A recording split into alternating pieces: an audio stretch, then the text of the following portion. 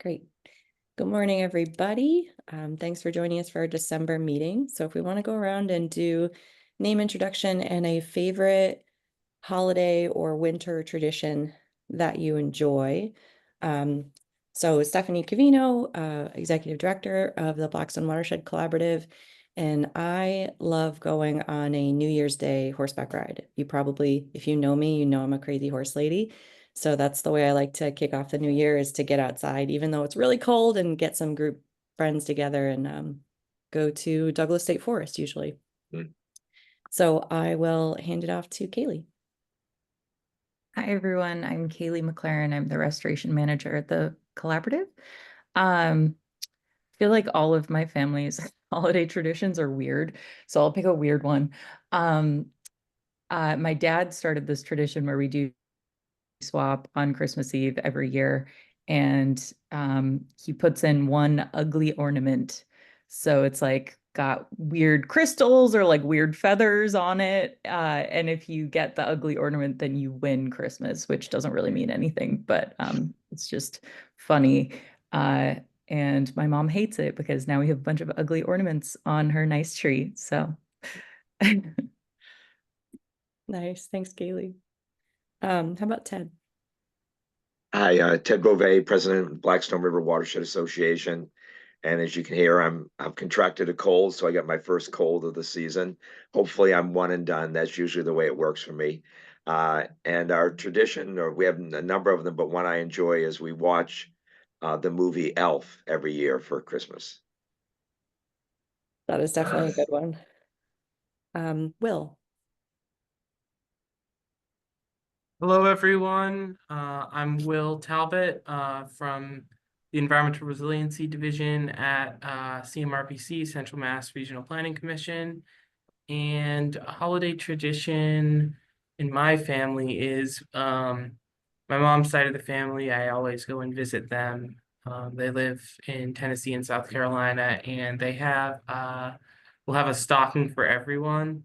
And the stockings are all decorated and kind of fit the personality of different people. And my uncle's stocking is just a long, real sock that's been I don't think it's been worn, but it's quite interesting. So Nice.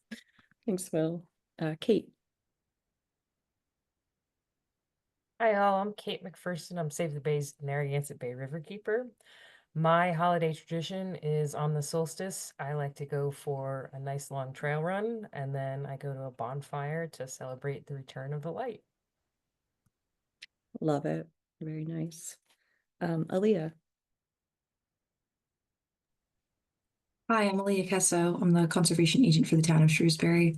And I do something very similar to Kate on the solstice. I love to go look at all the lights that people hang up to bring a little light back to the darkest night of the year. Nice. Thanks. I'm looking forward to that day. Devin. Oh, you're on mute, Devin. Sorry. Hi, I'm Devin Kurtz. I'm the Executive Director of the Blackstone River Valley National Heritage Corridor. And I guess our holiday tradition that we do, we decorate our house kind of 1930s, 40s-esque, right down to the leg lamp in the window. And a few years ago, I had found a cast iron mailbox that said letters to Santa on it. And so I just put it up as a decoration, and all the children in the neighborhood started leaving letters in the mailbox. So I started answering them as Santa Claus. I now answer about 60 every year. Wow. I think people are driving their kids in to put letters in the mailbox, and even the mailman has started delivering some letters there for me to respond to. That is adorable. What town do you live in, Devin? Worcester. Oh, okay. That's Yep. great. Great. Thanks. Heidi. Well, my family is kind of far-flung across the country, so I typically try to make phone calls and catch up with folks on the holidays, and we go down to my in-laws in Westboro. But I would say that my favorite thing about the winter time is when we get a nice light powdery snow. I love to go out and look for animal tracks. That's my favorite outdoor winter activity. That's a good one. And Thanks. I didn't say my title. I'm Heidi Ritchie, sorry. Director of Policy and Advocacy at Mass Audubon. We know you, Heidi. Sarah. And I feel like I wrote down names, so to give you a heads up, I'm gonna go Sarah, Adam, Heather, Marianne, and I'll keep giving you updates. Thanks. I am Sarah Bertrand. I work with Mass Audubon as an education coordinator based in Worcester. And I love sleeping in the winter. I love sleeping under lots of blankets and just piling on the like weighted blanket, thick quilts, all the things. Thanks. And I realize we have two Adams. How about Adam Riggins? Hi, everyone. I'm Adam Riggins. I'm the active transportation planner with Central Mass Regional Planning Commission. And a winter holiday tradition that I love is just all of the cookies. Especially we make these soft ginger crinkle cookie type thing that I could eat forever. So Thanks. And Adam Menard? Hi, Adam Menard, town planner for Auburn. Yep, past few years I've taken over cooking Christmas Eve, so that's fun. 35 to 40 people show up, most of my mom's family, so most try to attend that particular event. That's impressive amount of people to cook for. Yep. Heather. Hi, I'm Heather Perry from the Blackstone River Coalition. I'm the Water Quality Monitoring Coordinator. My traditions are kind of changing because as my kids get older, but we still do the reading the night before Christmas, before bed, even though they're all high school or college age. And then so I've gotten one that's kind of just for myself where I have a group of friends that we run together and we go at night and run by all the Christmas lights and then end at like a brewery or something. So changing traditions. Sounds good. Marianne, and then we'll go Greg, Mark, and Vincent. Morning, everyone. Marianne Iarossi. I work in our land conservation department at the Trustees of Reservations. I'd have to say I'm kind of with Heather in terms of my traditions have been changing recently because I have a 1-year-old this year. So I think my new favorite holiday tradition might be trying to cram all of the wrapping in one late night with my husband with some cocktails while our daughter's sleeping to get ready for Halloween for Christmas. But excited that she's getting older and starting to realize what's going on. So that's really fun. Thanks, Marianne. Greg? Greg Dorschler, Intercollegiate Outdoors Coordinator with the Greater Worcester Land Trust. And I like going outside on the absolute coldest, most brutal day in the middle of winter and thinking about the absolute hottest, stickiest, muggiest day that I experienced the previous summer and deciding that I can get through both of them. I love that. You're going out on Sunday, Greg, apparently. If you think Sunday is the coldest, most brutal day we're going to have this winter, it's going to be a really nice winter.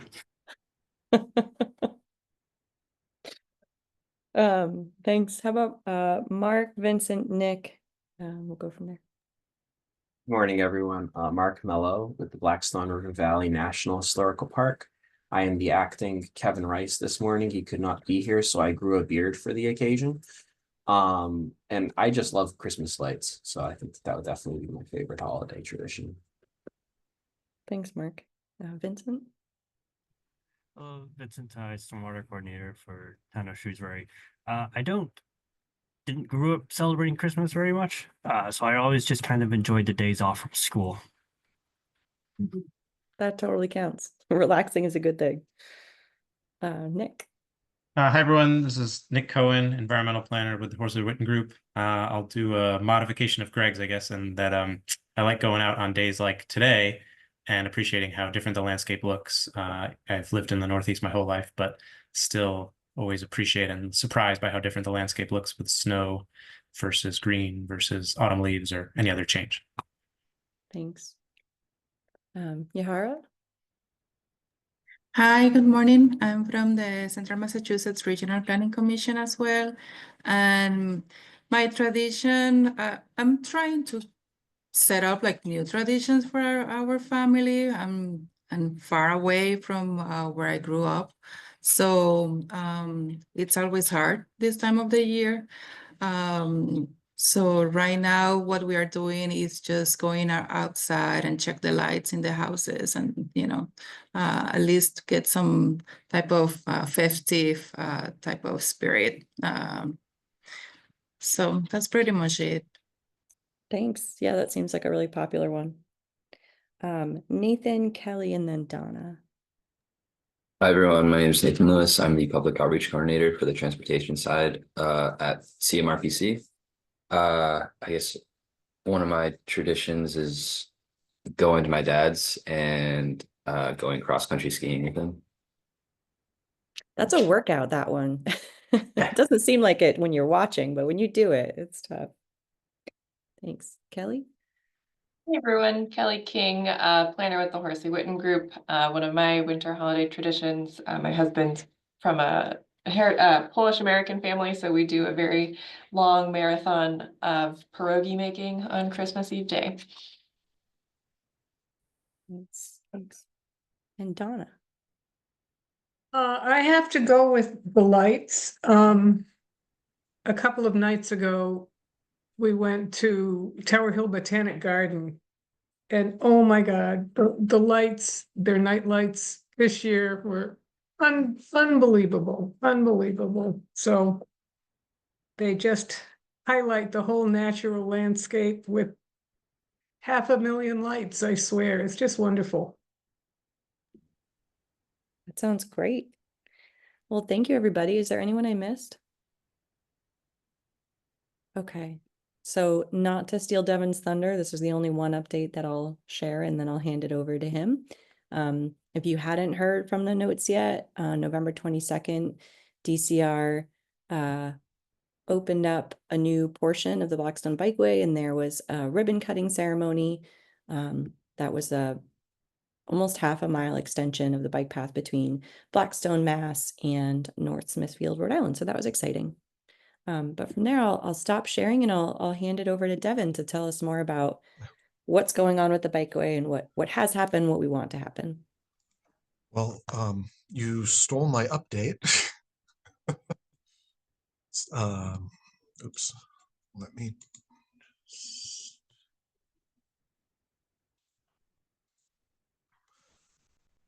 So being that we are not just an environmental organization, we're a history organization. So I'm going to give you a little bit of a background to the Blackstone River Bikeway.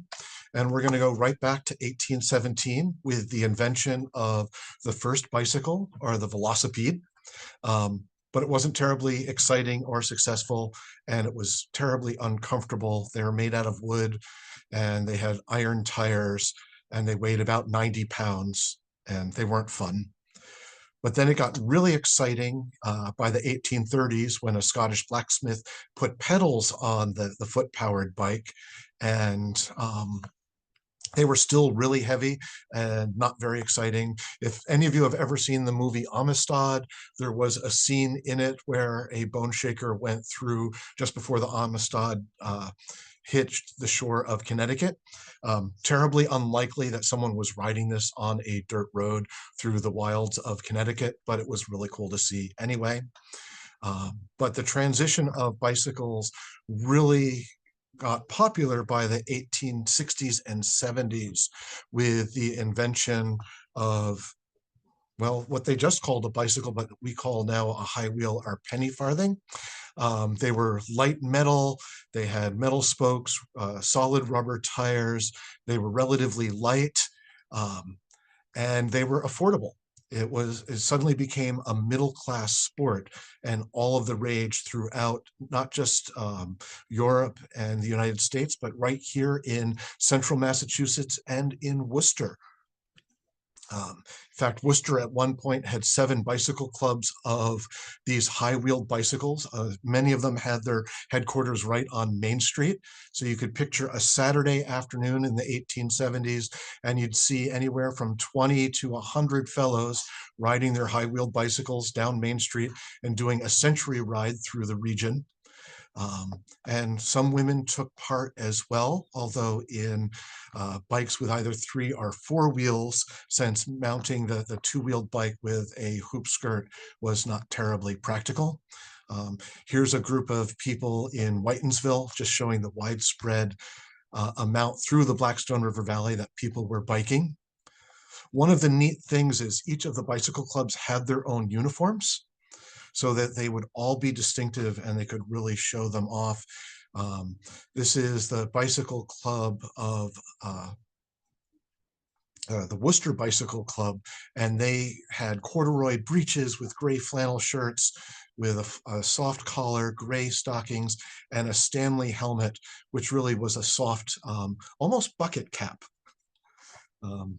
This is a great shot of some young men at Elm Park.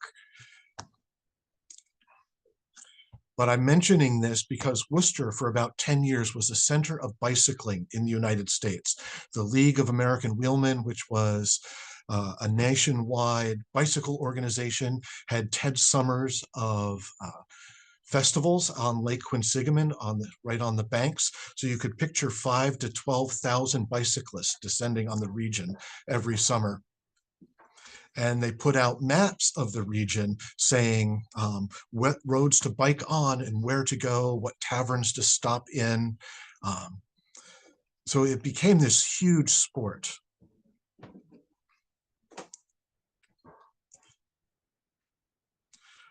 In Millbury, there was a young fellow by the name of W.W. Windle, who was a bike racer. If you've ever been to Millbury and you've seen Windle Field, he donated an immense amount of property to the town. He's important too, though, because he encouraged, because of his involvement, this fellow right here, Major Taylor, to come to Worcester to bicycle race. And he was able to come because of this fellow, L. Munger, who owned a bicycle factory that he set up shop in Worcester and brought Major Taylor with him to race. Worcester at one time had 20 manufacturers of bicycles and over 30 different places that you could buy a bicycle. But why all of this history? Well, for over 160 years, we've been bicycling in the Blackstone Valley. And then in 1895, all of the bicycle clubs got together and said, you know what? We need a bicycle path in through the city of Worcester. And so they petitioned the city council. All of the clubs got together, several hundred bicyclists, and they started petitioning for bike paths. A little over 40 years ago, when the Heritage Corridor was formed, one of our first missions was to advocate for a bicycle path between Worcester, Massachusetts and Providence, Rhode Island. So we've been working on this for almost 40 years. But really, if you think about it, it goes way back to 1895, when was the first time that we asked for a bicycle path to be built here in the region. Currently, the bicycle path has 3 parts that are complete. There's a section from Worcester to Millbury, which is about just over 2.5 miles. There's a section from Uxbridge to Woonsocket, which is about 4.5 miles both ways, including that new section that Stephanie just mentioned. And then a section from Woonsocket to Cumberland, which is about 11 miles. There's also in planning between Cumberland and Pawtucket a continuation of the bike path. Rhode Island is working really heavily to continue the bike path from Cumberland into Pawtucket. They're working with the National Park Service to connect the Slater Mills site, but really to get down to East Providence, into Providence, and then connect to the East Coast Bikeway. We've been working with the city of Pawtucket recently with signage for the on-road portions of it. But the real part that they're working hard on is to get bicyclists off the roads and on a separate path. And this is probably a 4 to 5 year plan for that section. As Stephanie was saying, there was just a ribbon cutting connecting Massachusetts to Rhode Island, which is extremely exciting. Unfortunately, there's still a small gap between the border of Rhode Island and Woonsocket going through North Smithfield and into the city. It's a real challenging section. The roads there are extremely narrow. And of course, there's also an automobile recycling facility that is on the banks of the Blackstone River. Right now, you can only really traverse between the two sections on roadways, and it's not terribly comfortable. Sorry, new mouse. Other things at the Heritage Corridor that we've been doing is we've been doing a lot of education programs. We've worked with the East Coast Mountain Bike Association. We've been working with local bike shops, doing programs with kids on bicycle history and bicycle safety. One of our favorite partners is the Worcester Earn a Bike program. And what they do is they take used bicycles, they work with inner city youths where they get to repair and put together their own bicycle that they then get to keep for all of their time donated working in the bike shop. And there's a sister program also in Providence. So if you have an old bike that you want to get rid of, please look at one of those two organizations. Other things that we've been doing with the bike path is, of course, all through the warmer parts of the year, we're leading tours and cycling. We're also doing a lot of cleanups along the bikeway. We have a great core of volunteers that we put out throughout the region. We also do several. Here in the liquor store, like 2 minutes away from where she lives. They're nice people. We also work with a number of other organizations where we can get people of differing abilities out on the bike path. So we do a lot of assisted bike rides, both in the spring and the fall. As actually, we do some kayak ones as well. But you can see us out in May, June, and September doing our assisted rides. A new initiative for the corridor this year with the bike path is connecting the bike path to the commercial centers of communities. So we've been putting both information kiosks along the bikeway, as well as repair stations and bike racks in the communities.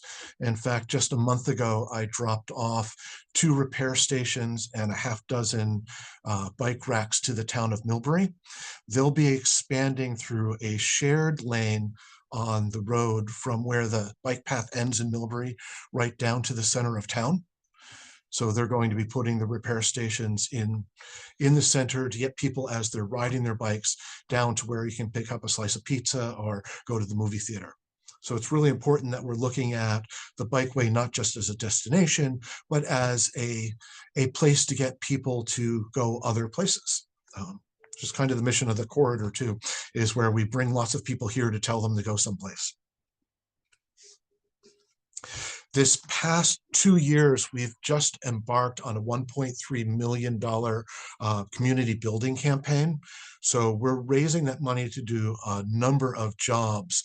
A big part of it, though, is to hire a part-time bikeway advocate that can begin working with the communities, especially Millbury, Sutton, Grafton, South Grafton, Northbridge, and Uxbridge, to really push Massachusetts into completing the bikeway section right in the middle of the Blackstone Valley. So we've been working with CMRPC as well as Senator Moore and Senator Fatman on looking at state monies for planning.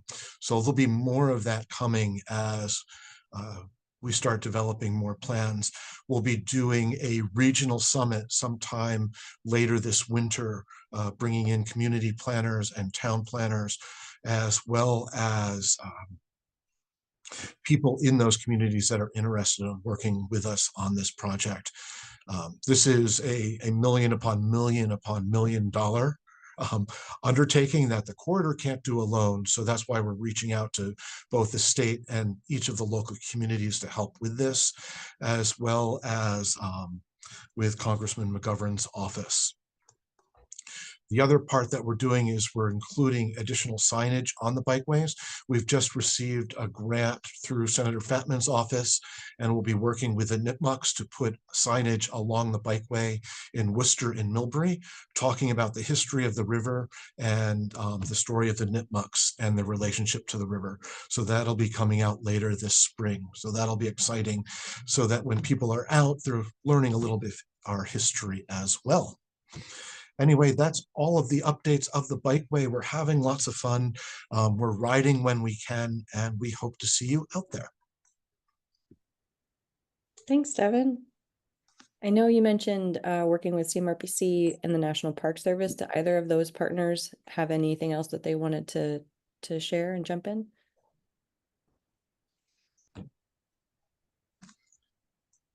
Okay, do folks have questions or comments? Well, Stephanie, if I may, I'm just going to mention that at least at CMRPC, from the transportation side of things, the bikeway is a regional priority. So one of the things that we constantly do is when we talk with the town planners and the different trail committees and the different communities, we always bringing up the bikeway as a priority for us. So we are constantly trying to push the needle in the region. Yeah, we always joke a bit about between the two states. We tell Rhode Island that Mass is doing such a better job in restoration. You know, Rhode Island, what are you doing? And then we tell Massachusetts, Rhode Island's doing such a better job on the bikeway. Massachusetts, what are you doing? So we all have our strengths, but there's a lot of room for improvement. Go ahead, Patty. Can you hear me? Yes, we can. Okay. I just want to mention that to Devin that new trail map is great. I put we got a few at the visitor center in Pawtucket. I know I'm retired, but I still stay very connected. And yesterday I worked at the Pawtucket Visitor Center and spoke with the staff person who works out at 295 for the Tourism Council. He says they get a big need for maps there. So I don't know. I know it was a limited print. So I just wanted to ask Devin if the next print you could get some maps to the 295. It is staffed by one of the Tourism Council. He's now coordinating the volunteers there, which he is one of one, unfortunately. But he does say that that's one of the big demands they've had. And I noticed that too when I was working there myself, that a lot of people came in looking to find maps to get onto the bike path. Sure, we can do that. Thanks. Yeah, Kate, jump in. Thanks. So I'm a big bicyclist. I use bike paths all the time to get to work. And when I was first learning to get comfortable on a bicycle, like the easiest thing in the world was to just get on the Blackstone River bike path and, you know, go up and down the river in Cumberland and Lincoln. As someone who is very experienced navigating bicycles and also used to following Narragansett wheelman rides, can I please request that the signs be placed lower in the visual field? Because I've noticed for on-road portions of the bike path, the signs are always way up here where cars can see them and cyclists aren't looking. So if we can move them down like 3 or 4 feet off the ground and have markings on the pavement, even something permanent like Save the Bay uses these symbols for storm drains that say don't dump drains to bay. But like if there was a Blackstone River bikeway symbol like at the intersection, and it also becomes pretty confusing at intersections because sometimes there's a sign at a place where a bicycle could turn and like, is this the turn or is the turn 20 feet ahead? So having consistent signage that's either like at the turn or 20 feet before the turn, just making it all consistent. And I acknowledge that that's really hard across 2 state boundaries and multiple municipalities, but I'm a very skilled cyclist and found it really hard to follow the portion of the Blackstone River bike path from Providence to the paved portion. So just my 2 cents. I know that Central Falls and Pawtucket especially are working very closely together to both do pavement markings as well as very highly identified shared paths on the roads, either painted bright green or with very broad stripes Cool. to divide them. I haven't seen them put in place yet, but I know the initial plans that have been shared that talk about that. Okay. And this is related, maybe not related to the Blackstone the Blackstone Bikeway. But as I see more cities and towns put in bike paths, which is awesome, they are often not considering the needs of cyclists. So for example, there's a brand new bikeway. It's supposed to be cordoned off on Broad Street in Providence, and both lanes, northbound and southbound, are on the same side, and it feels extremely dangerous to be driving the wrong direction. So when you're planning on-road bike, please put them on either side of the road so you're with traffic, you're riding your bicycle predictably. I cannot tell you how terrifying it is to go through a green light and not know if somebody's coming around to hit me. And because I've been riding for a very long time, like I'm used to looking in certain places, and you can get used to it, but like that first month of using 2 lanes on one side of a roadway is truly terrifying. Thanks, Kate. I have to say that I'm a wuss when it comes to bike riding, where I will ride on a bike path, but I get pretty scared of riding on the road. When I lived in Worcester, I tried it for a while and I was like, nope, not doing this. I don't care if work is 2 miles away. Those are challenging 2 miles. And that's another great point, because like I will literally ride anywhere. And I think it's important to have safe spaces so that people can ride, so that drivers get used to seeing people on bicycles, and that it's not an anomaly, and it is like a viable way to go run your errands and do your groceries and get to work. And so I think this is a great conversation that we're all having as folks that want to highlight the Blackstone River. And it has the climate change impact too. If we use our bicycles and feel safer on our bicycles, on the on-road portions and the bike path portions, then we can hit all sorts of challenges together. Yeah, thanks, Kate. Greg, go ahead. Yeah, great presentation, Devin. About a week or 2 ago, the Pan Mass Challenge announced that they were moving the starting line of their 2-day ride from Sturbridge to Holy Cross in Worcester, which is, of course, adjacent to the start of the Blackstone Bikeway. And I was initially excited, thinking they were going to be using the Bikeway, which right now that's not in the plans, apparently. And I understand that, how getting hundreds of bicycles onto a short stretch of bikeway in a very cramped setting could be problematic. But I was wondering whether there might be an option or an alternative to offer that as an option. The route goes down Greenwood Street, so it would sort of be paralleling the route and sort of have to join up again with it in Millbury.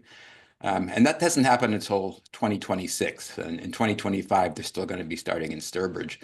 But I'm wondering over the next couple of years if there might be some opportunity to sort of engage in conversations to see if the bikeway could be used as an optional part of their route, or at least some type of activity that would give it some exposure and kind of promote it a little bit. Have you thought about that at all? I just read the same things, and I was thinking how we could connect, at least, if not the bike path, at least the visitor center, right off of 146 as an option. So we'll see. I know normally they take the route all the way out to the Cape, so they try to keep it as straight of a route as possible for all of those cyclists. And I'm not sure the volume would be compatible with the narrowness of the bikeway at that section. But maybe the parking lot at the visitor center as a hub of activity would be good. And then we could still highlight the bikeway there. But we'll definitely be reaching out to the organizers. And I'll also mention for anybody that's interested, we do have an annual Worcester Bike Summit coming up. I believe it's January 5th here in Worcester. And if I can get you contact information or get you on a list if you're interested in that, just send me a message in the chat. Great. Yeah, thanks. If you can give that to us too, we'll share it in our notes. Yeah, that would be great. Just gonna say that. Yeah. Devin, I have a quick question. So I've heard that the future sections of the bikeway will potentially require railroad easements or sewer easements, or potentially be kind of on the road. So for the remaining sections, could you speak to that a little bit? Like what the plan is, if there is a plan, or I have about 25 years worth of plans going through the region, depending on how much money and how much time is available for the bikeway, depends on some of the movements. I know Rhode Island, when this first started, really jumped on the back of the Providence Worcester Railroad and got those easements. So that's why that portion of the bikeway was able to be completed. By the time they started on the Massachusetts section, those easements were eliminated. So part of what we're working with our congressional delegations are, of course, the railroad has changed hands several times since the project began, and it's now owned by a huge corporation that's very hard to work with.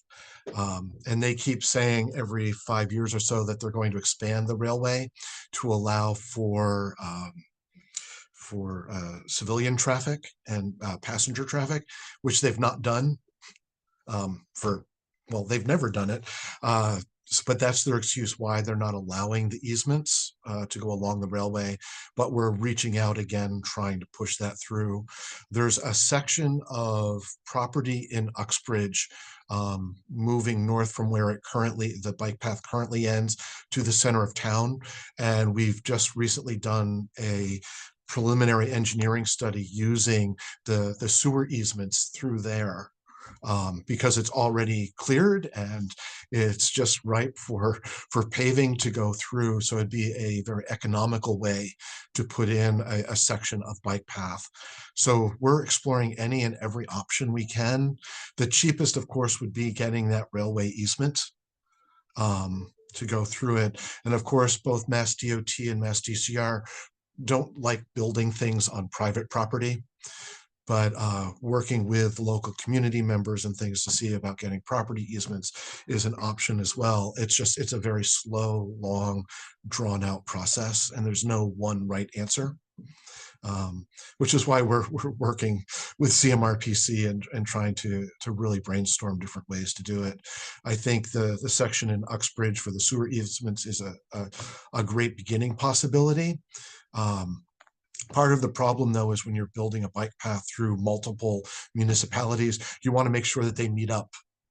And that's been a current challenge with the Blackstone Bikeway is there's lots of little sections that don't connect. And because it had been done piecemeal, there wasn't always that idea of how will they connect moving forward. So we're trying to smooth out those pieces as well.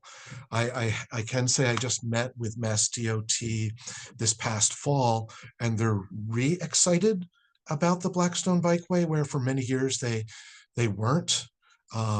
We just have to get DCR on board. They're extremely excited by the SNET trail going east to west, but the Blackstone River Bikeway Greenway has always been an afterthought with them. And they're not terribly interested in it one way or another. Even the sections that are already completed, it's hard getting them to keep them maintained. I just threw in the chat one other link. So I didn't hear about this until about last month, I think. Massachusetts has this new Office of Outdoor Recreation, and they have in this inclusive and accessible grants program that they announce every summer. So probably you're already aware and linking up with that, but just another grant opportunity. Donna, go ahead. Devin, thanks so much for that great update. That was a great history lesson and encouraging, really. But this is a shameless plug for our legacy campaign, the Blackstone Heritage Corridor. I'm on the board and I'm chairman of this campaign. So if you would like to donate, we would welcome any contribution that will help us advocate for completion of the bikeway. So visit Blackstone River Coalition. No. Wrong organization. BlackstoneHeritageCorridor.org. You're on And too you- many boards, Donna.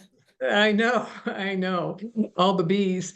And you will see a link to our legacy campaign. So it's Blackstone Heritage Corridor Legacy Campaign, Reimagining Our Future. So we welcome any help you can give. Thank you. Perfect. Thank you for the plug, and thanks, Kaylee, for that link there. So that sounds like a great transition point, unless we have any other comments or questions for Devin. Okay. Well, thank you again so much for that bikeway update. I look forward to getting back on there in the spring. Let me just start sharing my screen again. It's also great for cross-country skiing and snowshoeing in the winter. Nice. Okay. Academic update, I'll hand it to Kaylee. Sure. So we're working with John Rogan at Clark University on a couple different projects. So he's teaching Intro to Remote Sensing this semester, and he and his students got involved in doing a land change project for Morley Field.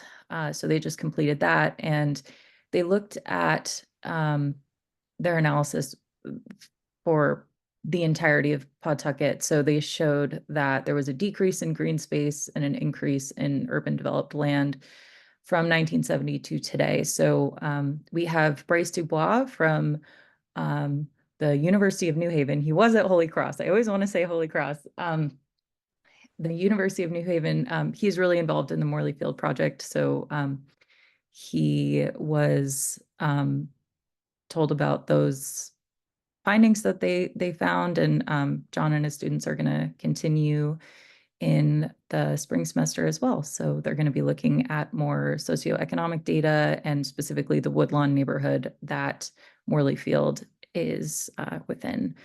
And then he also has another student that's looking at the social dynamics of the watershed. So looking at population and income on the Blackstone potentially over time.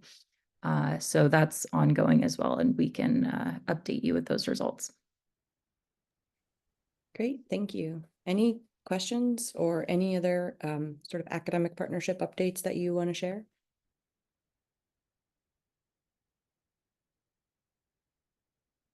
Okay.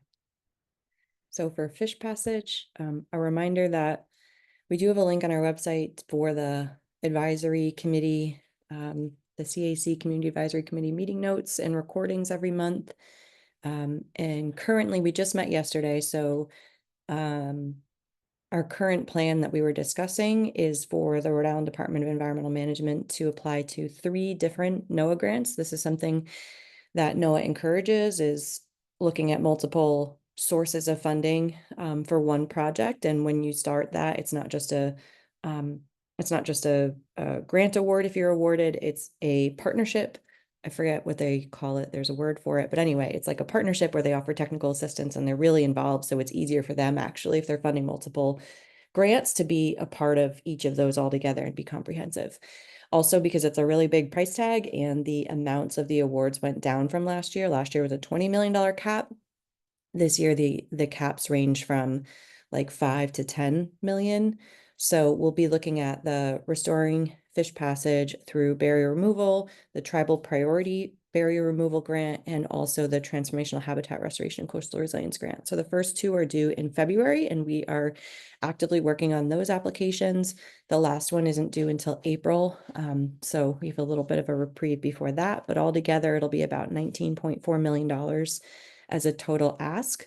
And we're hoping that this funding really goes straight to construction of the vertical slot fishway around the lowest two dams, which would bring migratory species up to Elizabeth Webbing Dam, the third one. That one's owned by DEM, and so their goal is to lower or partially remove that dam to allow fish passage past it. And at that point, every dam from then on just kind of hits that, like, okay, migratory fish are where you are. As the dam owner, you now have to provide passage. The next one is Valley Falls, which is a FERC licensed hydroelectric dam. And so per their permit, they would be required to provide fish passage. And at that point, we would have migratory species at Lonsdale Marsh. So really long project that folks have been working on for decades, but we're hoping that with everything going on, we're able to highlight the work that all of these different partners are doing, including all the work that Collaborative does and you guys attending these meetings, that the CAC exists now. We're getting community support, that we've been doing these parades and getting information to the communities and working with groups like the National Park Service and Save the Bay and Friends of the Blackstone and many others. So that's our fish passage update. Does anyone have questions on that? Okay, well, our goal is to be transparent, so feel free to check out those really exciting notes and recordings, but we're always happy to answer questions too. Kaylee, I'll hand it to you for water quality. Great. So we did have one CSO event. I believe it was the first CSO event since June, which is so crazy. But it was a very small event, and it was treated. So that was on the 11th of December. So we have the drought to thank for the lack of CSO events. And also, I know I always say this, but I'll say it again. If you want to join our Blackstone CSO working group, feel free to reach out. So the next one will be on the 8th of January.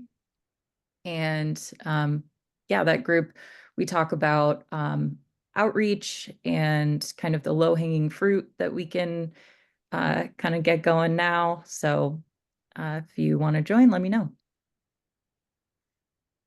Thanks, Kaylee. Any other water quality updates that folks want to share? Yeah, this is Kate. I think this falls under water quality. I just wanted to share that Save the Bay and the collab are helping Friends of the Blackstone Blackstone River Watershed Council apply to Rhode Island DEM to install a water goat, which is a boom that sort of floats across the river and catches plastic trash, any debris that's floating that'll go down the river. And we discovered that we can make site plans in ArcGIS, which is huge. Like I'm over the moon. I'm so excited about this development because before this, I thought you needed an expensive engineering program called CAD to make a site plan. And so now I think this really opens up the opportunity for watershed groups to apply for projects at a much smaller cost than hiring an engineering firm. So we're close to submitting to DEM for that. I think the plan looks awesome. Kaylee was involved in helping make that come to fruition. So I want to make sure that she gets a little acknowledgement and yeah, just a small step in hopefully more steps in the future. Thanks, Kate. Yeah, we're excited about that too. Katie, go ahead. Yeah, follow-up question for Kate. What is the plan for removing the trash once it's collected? The spot that the water goat is in is frequented by volunteers of Friends of the Blackstone, and I think under certain conditions the river's shallow enough that you can go over in chest waders and just collect the trash and like fill a trash bag. You can also use a flat-bottomed boat or a canoe, and basically folks go out and do a collection whenever the boom is looking full. We got close to 4 inches of rain last week, the week before. There was a really torrential rainstorm in Rhode Island recently. And John Marsland shared photos with a couple of us, tires getting caught in the goat, a floating mattress got caught in the goat. So we're kind of learning as we go as to like the capabilities of the trash collection device, but at least during low flow and normal flow, it does a really good job of trapping stuff, and it doesn't entangle wildlife. So ducks can just sort of step right over it or dive underneath it. And honestly, it could be like a basking site for turtles. Turtles aren't picky. I've seen them basking on all sorts of stuff in the river. So we're hoping to, remove that plastic pollution source, and, anything else that we catch is just bonus. Interesting. Yeah, Cool. Thanks. I don't have the numbers in front of me, but they're also weighing the trash whenever they take it out, and they've already taken out, I think, like over 100 pounds of trash. So it's been really effective. Heather? Hi, that's really cool. I was just reading about this in the Muddy River in the Charles River Basin too. So I was thinking, oh, that would be cool to use on the Blackstone. So I'm excited to hear about that. And then for the BRC water quality monitoring updates, we finished our season in November. And we're just doing kind of data processing and stuff now, but we're waiting to hear about the DEP water quality grant, which I think it's said on the website wasn't supposed to be till January, so that's not. But yeah, so we're just waiting to hear and hope that we get that. And that's our update, I guess, for now. Thanks. And Katie, I know you're on the call. Do you know anything else yet about the watershed management plans that the city is working on? Are there any dates to share for public involvement yet or anything like that?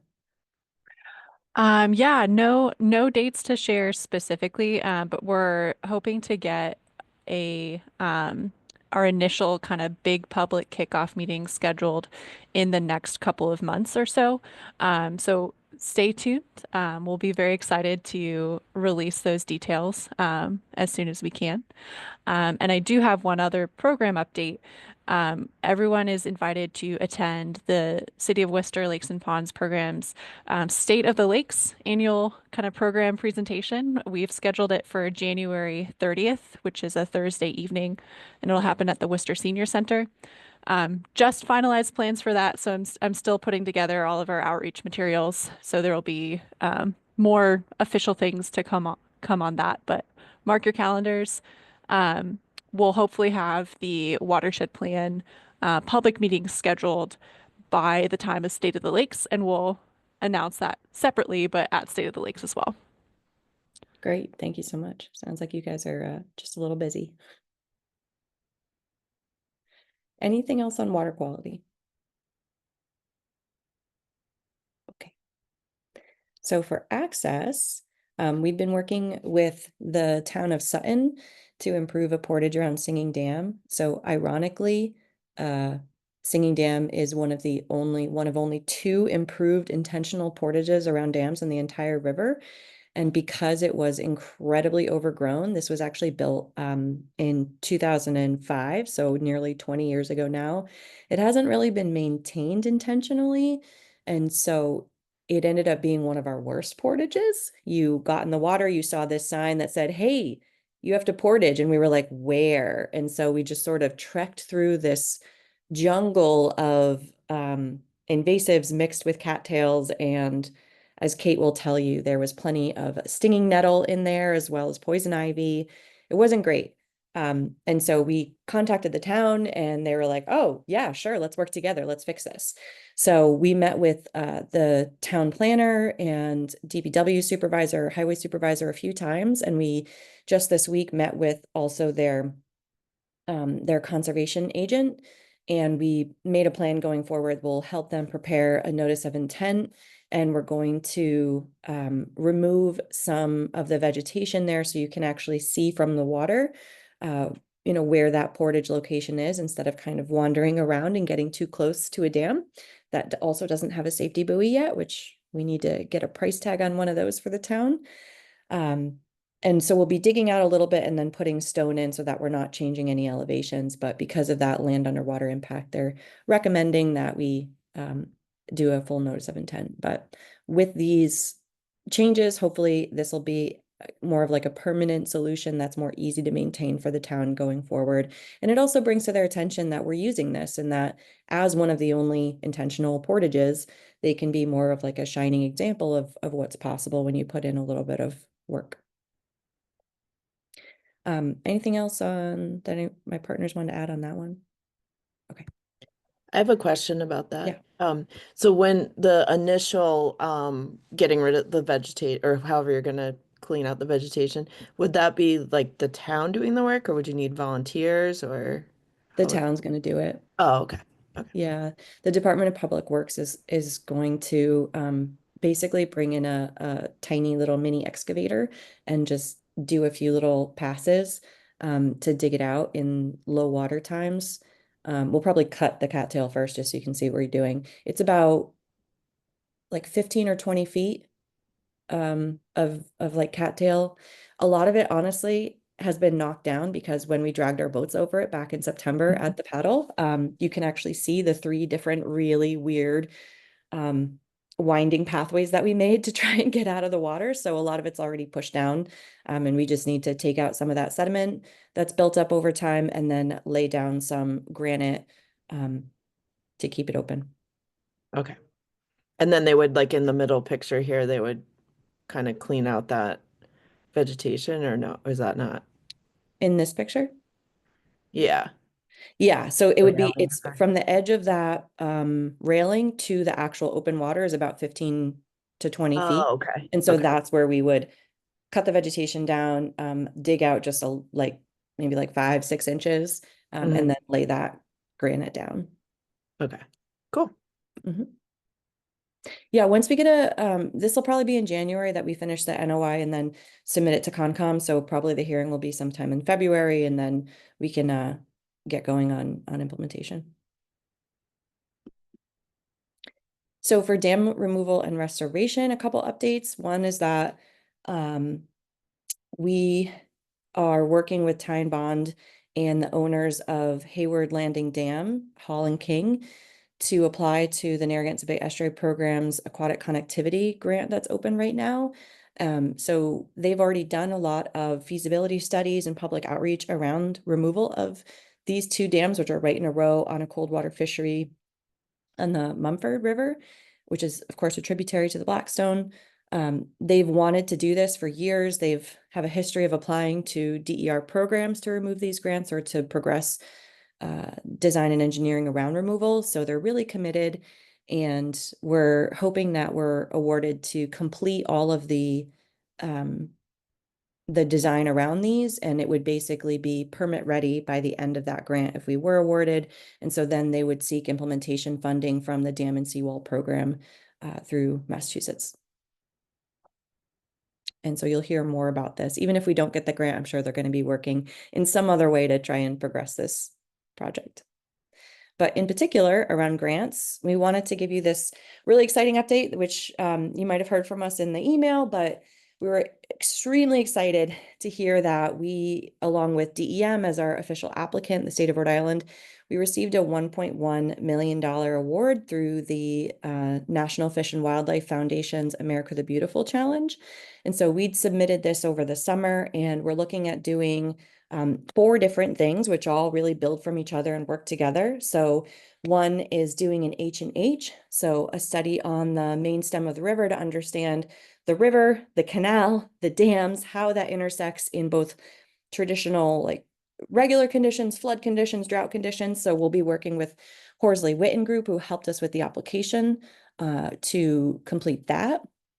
We also recently learned that URI is working on some hydrology studies within inland waters through their inland storm tools program, and they'll be working on the Blackstone. So we'll be hopefully connecting in with the work that they're doing as well. We also want to do more of a deep dive into all of the dams within the watershed to identify what our opportunities are for potential removal, what those challenges might be, what are the next steps, what are our goals moving forward. The whole point of this entire grant is to really be implementation focused. So getting our planning done and getting a lot of public input so that we can make this kind of like, what is our final comprehensive vision of, let's check off some of these projects and lay out the next steps. So we'll do that around dams. We'll do that around access. We'll be working with the Rhode Island School of Design and Commonplace Landscape and Planning, Emily Vogler. So we'll hopefully be getting, we will be getting some renderings as well about what some of these new access points maybe look like, or what do the portages look like, and get public input and buy-in and community buy-in on those. And then putting it all together for river management opportunities, dam change opportunities, access, all together into this really pretty public plan that gets everybody on the same page, and hopefully is this ongoing vision with funding sources and partners and all of that kind of identified moving forward with all this. So anything else that people want to share about that? We're very appreciative of all of our partners that helped us get there and working on this as well. It was a team effort. Stephanie, what's the timeline for this? Great question. So there's a meeting on January 16th with NIFWIF, and they will tell us, because I'm also wondering that.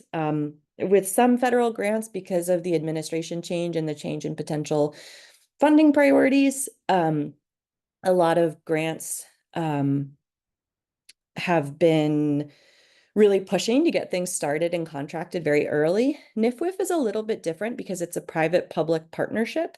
So it takes money from the federal government, but it also takes money from really large organizations like, Verizon and Coca-Cola type groups. I don't know if it's specifically them, but it pools that money into these grants. So I don't think that this can disappear. We actually recently heard that NOAA had about $30 million that they were supposed to put out, and that they just weren't able to, get to the public before the administration change. And so Rhode Island Senator Whitehouse announced informally on Friday at a public event that likely that $30 million will be going to NIFWIF, because they are this sort of ready, willing, and able organization to take the funds and be able to redistribute them. So we're hoping it happens quickly. But we've also heard that contracting can be very long with NIFWIF sometimes, especially because our technical applicant is the state of Rhode Island, and states have red tape. So we will hopefully know more in January, but it's a 3-year grant. Any other questions or comments on this one? Okay, you will hear so much more about this as soon as we know more, and we'll be bugging everybody to tell us your priorities and invite you to public meetings. So we're hoping to make them really fun public meetings. We have plans of doing like a s'mores night, and like maybe we'll go out with BHC and do a bicycle night as well, just to kind of get folks involved. We really want to have direct public engagement on this, which is something that the collaborative doesn't always focus on. We're really partner focused, but for this grant, we will definitely be on the ground community focused. So an overview of some of the grants that we have worked on and are working on. I know Heather mentioned this too. So we had applied with Horsley Witten and CMRPC for a 604B grant to do a watershed-based plan on the main stem of the river. That one is very slow to hear back from, but hopefully soon we will know the answer there. We also worked with Tyne Bond to submit an NAC culvert assessment grant. So they had opened a grant for, I forget what they call them, like approved technical specialists that are within DER already. And they asked for the collaborative's assistance in that, since they weren't certified in the NAC program, and we are. So we would help them get certified, train their staff, and also assess culverts with them in Grafton and Upton if awarded. And then we are planning on applying for, like I said, that Douglas Hayward Landing grant to look at removal of those 2 dams through the Narragansett Bay Estuary Program. And then one day the DER Partnerships Program will be open, and we will apply to that. And we are working on that all the time. And then lastly, for community support, the town of Douglas asked us to help with a DER culvert replacement. So we put in an expression of interest with them and got some feedback from DER on replacing 2 culverts that are a tributary to the Mumford River.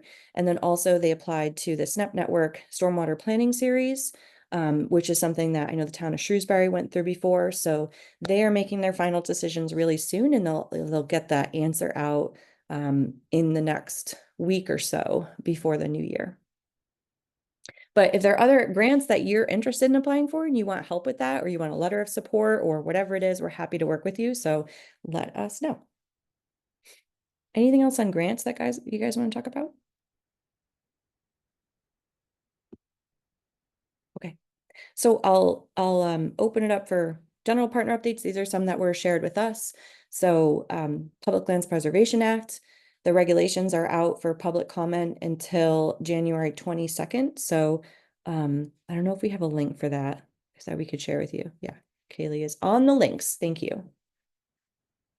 And DER also has this, well, Department of Fish and Game, a sort of above header of DER, has a strategic plan, which if you went to the BRWA's annual meeting, you heard a really great presentation of from the commissioner, but definitely check it out. There's a lot of really good information in there. And NBEP, I don't think we have anybody from NBEP today, but they have a great new story map on accessibility in the Narragansett Bay watershed. It's definitely has more data points on the coast than inland, but they are trying to look at where access points exist and specifically where does ADA access exist. So it's a really wonderful starting point to be able to put that information together. Kaylee mentioned the drought before, but you know, it means less CSO, but it also means just generally less flow in our rivers. This picture on the top is from 2022 when we were in a severe drought, but you know, it was expanded into almost all of the state being in a level 3 critical drought. And I know some folks work on that. I don't know if anyone else wants to mention anything.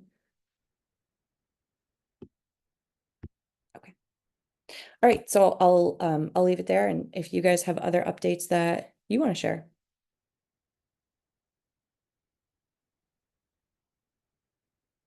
Heidi. So a couple quick updates. We are looking at the next legislative session and you know what we're going to be filing. We had a bill this session that was very broad around permit streamlining for restoration projects. And because the state is now getting underway, an initiative, they're hiring a consultant and they're going to be looking at all permitting of projects in wetlands and waterways. So not just Wetlands Protection Act, Chapter 91, Water Quality Cert, but also MIPA, MISA, etc. And so we are going to file a different bill this session, and we're looking at a couple of things. One is Chapter 91 licensing when it's really just for restoration projects. It probably will not include dam removals, unfortunately, because they're just, you know, there's such big structures and that's still going to need that kind of review. But for some other kinds of restoration, trying to get away from requiring a Chapter 91 license for when you're really just doing, you know, natural restoration of a wetland. And then something on invasive species, where if you're hand pulling or cutting just with loppers or something, you know, no mechanical tools, no herbicides, carving out a limited scope exemption that would just require like administratively checking in with the Conservation Commission, you know, what species you're targeting where, and that you're going to limit the scope and you know what you're doing, that kind of thing, instead of having to file a notice of intent. And then we may have sort of a catch-all provision as well about asking the agencies to review all their permitting. further, you know, even though they're doing it kind of administratively, there's a limited scope to what they're doing, so we want to keep pushing them. So that's legislation, and then there's also going to be an environmental bond next year, so keep that in mind. About what the funding needs are for things like dam removals and culvert upgrades. We know that the existing grant programs are heavily oversubscribed, and there's a lot of competition. So there's a coalition working on the environmental bond, and can update you more on that later, you know, early next year. And then finally, I'll put in the chat. I think I've mentioned before, Mass Audubon has a new certificate program, 11-part series, Conservation in Action, and we are still accepting registrations for that. So that's going to be an intensive 11-part series and learning for folks who want to really get more heavily engaged locally and statewide on advocacy. And that's it. Great. Thank you so much, Heidi. Mark, go ahead, and then Patty. Just two updates from the park. We are in the process of filling our community planner position. So interviews are happening with that position as we speak, and we're hopeful that that position should be filled by the end of the calendar year. So it's good news. We're looking forward to that. The second update, if you've been watching the news, you may know that we are at risk of a lapse in federal funding. So there is a possibility that that may happen, and there may be a shutdown. We do not have any updates on that or any kind of guidance at this point. But I would assume that it would be as it usually is when in situations like this. So if that happens and you are in need of contacting someone from the park, you may not have a contact point until until we get another continuing resolution or a budget is passed. So just so that way that's on everyone's radar. As of right now, we don't know what's going to happen, but that is a very real possibility within the next 24 hours that we may have a shutdown. So We are definitely thinking of our federal partners and not jealous of the position that you're in right now. I'm sorry to hear that. Patty, go ahead. Yes, I know I'm not here representing the Blackstone Valley Tourism Council because for all intents and purposes, I retired. But I do say I'm disappointed because when I did retire, I did make a few suggestions of who should be attending meetings from the Tourism Council. And I know I've missed a few myself. So I don't know if anybody from Tourism Council have been attending any of these meetings. But since they're very active on the river, they should be. But I just want to let you know, there are some changes happening over there.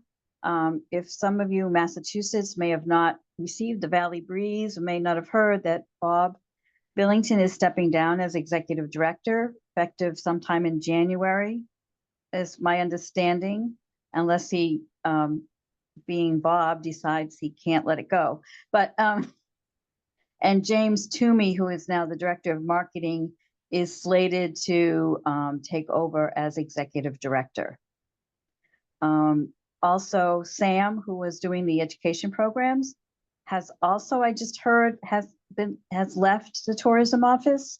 So they will probably, again, I don't work this, I don't know, so I'm not going to say too much about that. But I did hear yesterday, because I was working at the visitor center, that she has also left and gone on to other opportunities. Of course, they're all busy with Polar Express, so I don't really get a chance to talk to too many people in the office. So I just wanted to let you know that if you're reaching out to the Tourism Council, and Stephanie and Kaylee, I will email you the email addresses I have for James. And I think the best person from Tourism Council would be Julie, who's now took over for Donna Kaler as Keep Blackstone Valley Beautiful coordinator. And she's doing an excellent job in that program. So I will send you their email contacts if you do want to reach out and try to rebuild or work with Tourism Council in the future. But those are some of the updates that I know of happening over there. And actually, Bob will be retiring in July. He will, but will remain as conductor of the Polar Express. But anyway, so that's what I know is happening with Blackstone Valley Tourism Council, and I just want to say I wish that they would stay involved, and I will also be making my suggestions to James once he takes over, because I think it's important for them to be part of a partner within the Blackstone Watershed Collaborative. Thanks, Patty. We appreciate that. And as a retiree, I'm always willing to help when I can, you know, whether it's the and my hip is now replaced, so I should be able to walk in the fish passes parade next year. Oh, good. Glad to hear you're Yeah. mobile and getting around okay. Yeah, we haven't set Yeah, a date so for that hopefully I'll yet, be able but to I'm get out and hoping to. volunteer more too, a little bit. We haven't set a date for the parade yet, but I'm hoping to actually do that really early this year, and hopefully sometime in January we can just pick a date and everyone can save it on their calendar. Yeah, and again, I'm willing to send out press releases to the Rhode Island papers if as necessary. Great. Thank you, Patty. We appreciate your volunteerism. Kate, go ahead. Thanks, Steph. I wanted to flag this for our Massachusetts partners. I'm gonna put a link in the chat. But I heard about EPA has just released a new draft permit for small MS4, so municipal storm systems. As many of us know, stormwater is one of the most significant pollutant sources to the river and the tribs. I am not a stormwater general permit expert. And if anybody's interested in taking a look at the draft permit for any sort of glaring badness or any sort of obvious things that we might want to include as river advocates, I welcome the help. There's a public listening session. If you click on the link, I want to say it's in late July. And comments aren't due until February, but if folks are interested in looking at it together, I'd be very interested in getting some help with that. So I guess not an update, sort of a plea for help. That is fair. I don't know if the towns are specifically looking at that, something like if someone like Vincent They is. should be looking at it because, you know, the towns have to do their stormwater reports annually. So I'm guessing that they're gonna wanna look at the permit and make sure that it makes sense. So yeah, I'd love to work with municipalities as well. So I've read the permit a couple of times and I have a couple of comments on it. awesome. Definitely let me know what you're thinking. Yeah. I think Steve Silva's looking at it too, Kate. Oh, good. Okay. Yeah, so there's a bunch, me, Joe Callahan, Steve Silva, we're looking it over too. Keep me in mind if you are drafting any comments, if you want to do a coalition letter, anything like that, I'd be interested in. What I'll do is I'll include you on any emails that we exchange. That sounds good. That way you'll be in the loop.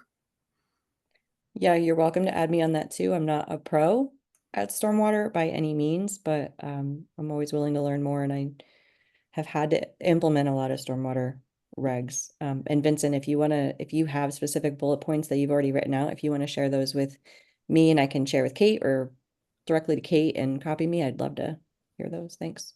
Yeah, most of the changes are in the public education and outreach and in the housekeeping. So it seems like a lot of the focus of this permit is in trying to get municipalities to better their operations so that there's less stormwater pollutions from our own operations, and then to continue what is already existing in the MS4 2016 permit. Yeah, those are the two major things. So pay attention to control measures 1 and 6, because those where most of the changes are. Thank you. That was very helpful. Awesome. Even that is extremely helpful because it's a large document. Yep. Thanks. Heather, jump in. Hi, I'm not sure if there's anyone from Mass Rivers Alliance on here, but I got an email from Lydia Olson saying they're forming a working group I'm looking at the email right now, that will formulate comments for the MS4 draft permit. And she was asking people to email her if they want to be part of the group by like the end, by today, I guess. Oh, that's So interesting, that because I too. reached out to them as soon as I heard about it and I didn't get that email. So email Oh, Lydia. yeah, I can forward you the email too if you That'd be awesome. like Thank that. you. Yep. Well, hot topic. Thank you for bringing that up, Kate. Anyone else have other updates or questions that they want to share?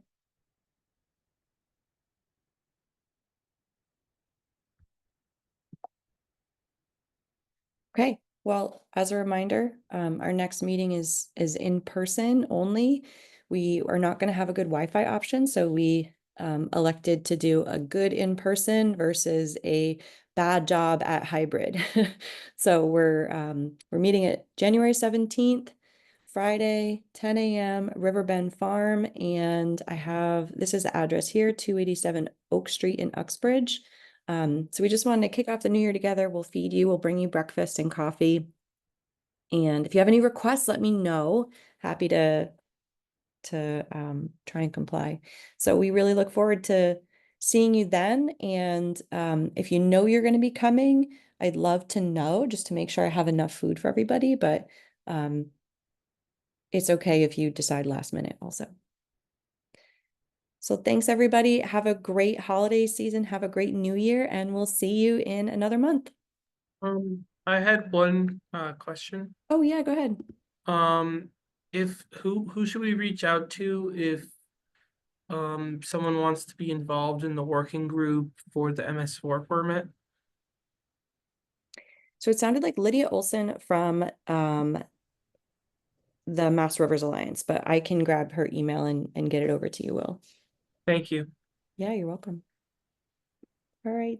Thanks, everybody. Take care. Thank you. Thanks. Bye. Bye.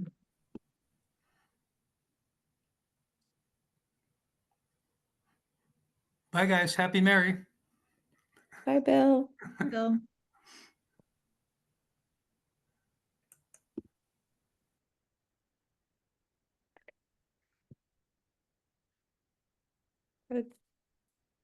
Good. Oh, I should stop recording.